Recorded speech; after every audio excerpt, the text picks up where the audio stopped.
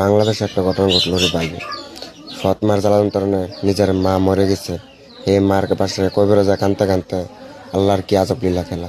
কয়বার থেকে হাফ চলে আসলো রে ভাই। বিশ্বজুড়ে ভিডিওর নিচে দেখেন, বিশ্বজুড়ে কাঁপা দিল।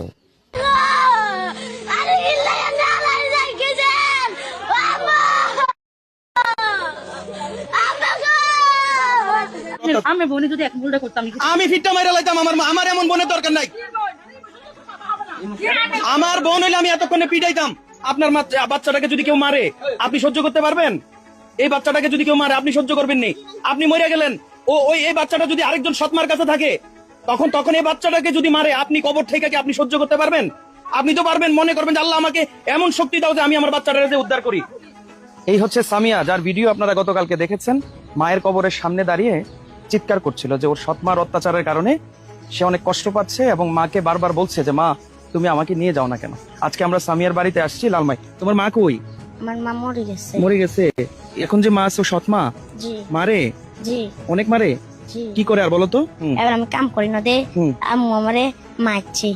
বেশ কোন জায়গায় মারছে? এগুলো হ্যাঁ। মায়ের দাগ। এই যে দেখেন কি করছে। আরো আছে? তোমার বাবা কই? তোমার আব্বু বিদেশে? কোন দেশে থাকে তোমার আব্বু? কোন দেশে থাকে? সৌদি আরব থাকে? তোমার মা কই? কোন ঘরে আছে তোমার মা? আসেন আসেন আসেন। আপনি ওর মা? আসেন একটু এদিকে আসেন। আসেন সামনে আসেন। সামনে আসেন। ভিডিও করবো না কেন? আপনি ওকে মারেন কেন? ওর আপন মাটা তো মারা গেছে না? আপনার স্বামী তো বিদেশে থাকে তাই না? হ্যাঁ ঠিক আছে। তো বিদেশে থাকে, ওকে তো আপনার কাছে দায়িত্ব দিয়ে গেছে না যে আমার মেয়েটাকে দেখবা। এগুলা কে মারছে? এগুলা এমন মারছে? মা হিসাবে শাসন করবেন ঠিক আছে, কিন্তু এই মাটা তো এই বাচ্চা শুনেন, এই বাচ্চাটার তো মা নাই, বাবাও নাই, বাবা বিদেশ থাকে। আপনার উপর দায়িত্ব দিয়ে গেছে, আপনি এভাবে ওরে এমন অত্যাচার করেন যে ওর মার কবরের সামনে যে চিৎকার করে করে বলতে হয় যে মা তুমি আমারে নিয়ে যাও, আমার মা আমারে মারে। বলেন ঠিক হয়েছে আপনার এই কাজটা? ঠিক হয়েছে না, আমার ঠিক হয়েছে না। আমি বাচ্চা মানুষ, ও কান্না করতে গেছে, কষ্ট পাইছে ঠিক আছে, কান্না করতে গেছে। মানুষের কি দরকার আছে ওরা ভিডিও করে সারা? তো আজকে যদি ভিডিও করে না ছাড়তো আপনি তো ওকে মাইরে ফেলতেন। চিৎকারের আওয়াজ শুই না কবর থেকে সাপ পর্যন্ত বেরিয়ে আসছে। মিথ্যা কথা বলতেছে, এলাকাবাসীকে মিথ্যা কথা বলতেছে।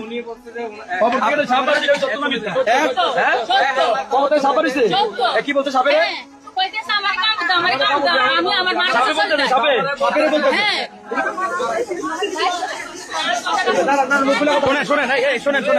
শোনেন বাচ্চাটা কই? আসলে বাচ্চাটার মা মারা গেছে আজকে 5 থেকে 6 বছর। বাচ্চাটার মা ক্যান্সার রোগে আক্রান্ত ছিল, উনি মারা গেছে। তারপর এই মহিলার বিয়ে করছে আমার চাচা। আমার কিন্তু একেবারে আমাদের আমার চাচা বিয়ে করার পরে উনি প্রবাসে চলে গেছে। আজকে প্রায় বছর হবে, 7 মাস হয়েছে। 7 মাস পূর্বে বাবাকে এটা কল দেওয়ার ব্যবস্থা করা যায়? 7 মাস পূর্বে এই মেয়েটা নিজের জামাতো নিজে পরিষ্কার করতে পারবে না, যেহেতু এটা ছোট বাচ্চা। তাহলে এটার দায়িত্ব নিবি কে? ওনার সৎ মা হলেও আছে, মা হলেও আছে না? তাহলে উনি নিবি, উনি দেখভাল করবে এই বাচ্চাটারে। কিন্তু অথচ উনি মানসিক নির্যাতন করছে বাচ্চাটার উপরে। এই যে আপনার নাতিনের উপর যে উনি অত্যাচার করে আপনি দেখেন নাই? হ্যাঁ দেখছেন কিভাবে মারতো? মারতো শুনে তো সেটা শুনতো, লাড়িটা শুনতো, মারতো, বেশি মারতো। আপনার কথা শুনিনি? আপনি যে শ্বশুর শুনিনি? শোনে না ভাই আপনার উল্টা গালাগালি করে। উল্টা গালাগালি করে। কি দেখো, কি আপনার সৎ শ্বশুর? উনি কি সৎ শ্বশুর? উনি তো আপনার শ্বশুর। উনি কিভাবে আপনার কথা বলে যে আপনি মারেন? ওনার সেবা করছেন কোনোদিন? সেবা করছে? কোনো কিছু করে না। আর গাছ মাঝে বন কর। হ্যাঁ বলেন। আর গাছ মাঝে বলে বন করবো। আপনার গায়ে গন্ধ? আমি তো বলতো তো না। কাপড় চোপড়ে তো না, আপনার কাপড়ে গন্ধ। হ্যাঁ আর করবেন এমন করবেন? আসসালামু আলাইকুম ভাই। দাঁড়ান, আপনি কথা বলেন না। আপনি কি ওর বাবা? গতকালকে দেখলাম আপনার মেয়ে কবরস্থানের সামনে দাঁড়ায়া, আপনার বউয়ের কবরস্থানের সামনে দাঁড়ায়া চিৎকার করে করে বলতেছে যে মা আমারে নিয়ে যাও। হ্যাঁ মা আমারে নিয়ে যাও, আমি আর এই অত্যাচার সহ্য করতে পারি না। আপনি কি এগুলো দেখেন না? খোঁজ খবর রাখেন না? খবর তো নেই আমার। দেখেন আমি মাদ্রা কাজ করি, আমার আজকে মাদ্রা কাজ করি তো।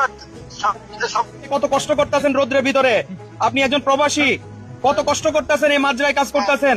আর এদিকে আপনার মেয়ে দিয়ে গেছেন, ছেলে দিয়ে গেছেন, এখন সৎ মা তো তারারে মারে। স্ত্রীকে কখনো সাবধান করেন নাই? এই যে আপনার স্ত্রীকে সাবধান করেন নাই কখনো? আপনি মুখটা সরান না কেন? আপনি এমনি সরাবেন, বড় তো সরাবেন, অন্ত সরানো কি হয়েছে? সরান। আপনি এমনি ভাইরাল হয়ে চলুন। এই যে এখন টিকটকে ভাইরাল হয়ে যাবেন। এই এটা সরান। এই যে শুনেন, আপনি শুনেন, ওর বাবা, আপনি কি আপনার এই স্ত্রীকে সাবধান করেন নাই কখনো? করছি আচ্ছা, এখন এই বাচ্চা দুজনকে আমরা নিয়ে যাবো না আপনার এই বউয়ের কাছে দিয়ে যাবো, কোনটা করবো কোন? কাছে নয়, আমি অঙ্কি করবো।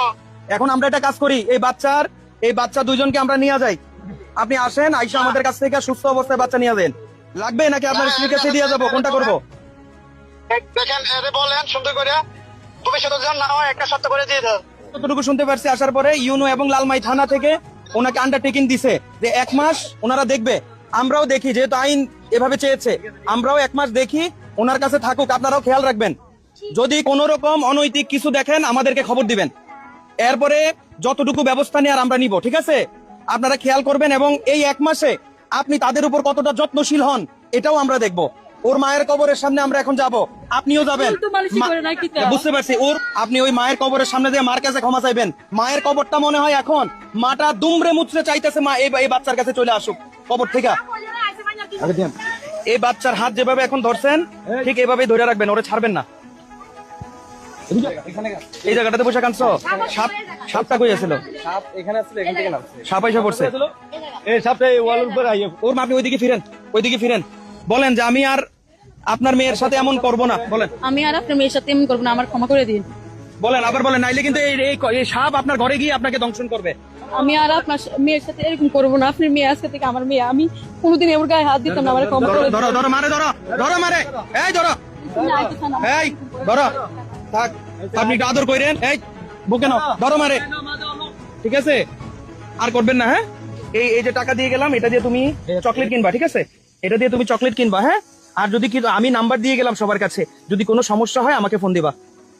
তোমার দায়িত্ব আমরা সবাই নিব, ঠিক আছে? ইনশাআল্লাহ তোমাদের দায়িত্ব, হ্যাঁ, তোমার দায়িত্ব আমরা সবাই নিলাম। তোমার কোনো কিছু প্রয়োজন হলে এলাকাবাসী যারা আছে, যে কেউ একজনকে দিয়ে আমাকে খবর পাঠাবা। তোমার কাপড় চোপড়, তোমার খাবার, তোমার যে কোনো সমস্যায় এই চাচ্ছ তোমার পাশে আছে, হ্যাঁ? ঠিক আছে?